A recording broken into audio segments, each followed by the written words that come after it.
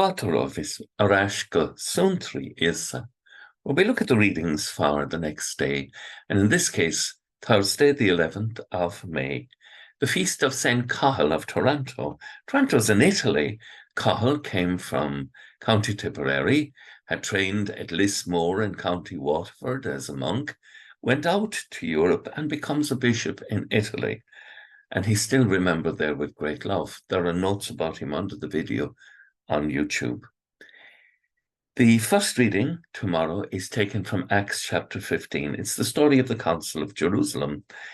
And in it, something very beautiful happens. You have two groups, the people who want to expand the church and to allow the pagans in with very little effort.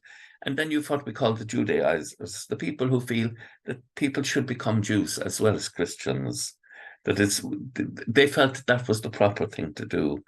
And the wonderful thing is it's James, who was the leader of the Jewish community, who really says, no, we will make them welcome.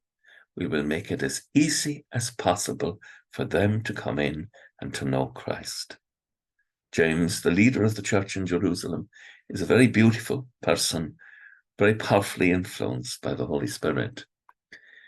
The psalm tomorrow is Psalm 95 in the Greek, or 96 in the Hebrew, and it talks about proclaiming the wonders of the Lord among all the people. And there's a lovely line in it: proclaim his help day by day. Tell among the nations his glory and his wonders among all the peoples. Sometimes we are too silent. Our lives do not speak enough to people of God's love and the joy of being loved by God. Our lives and our words should bear witness to the joy and the beauty and the goodness of God.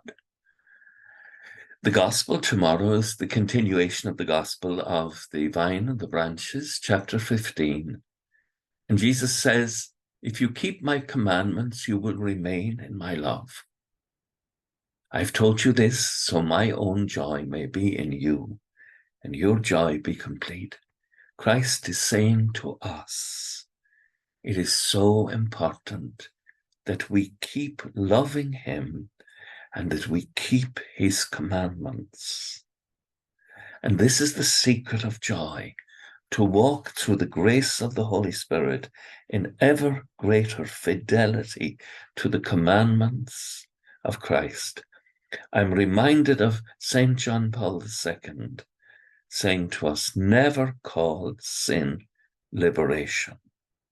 Call sin, sin, and don't go in that direction.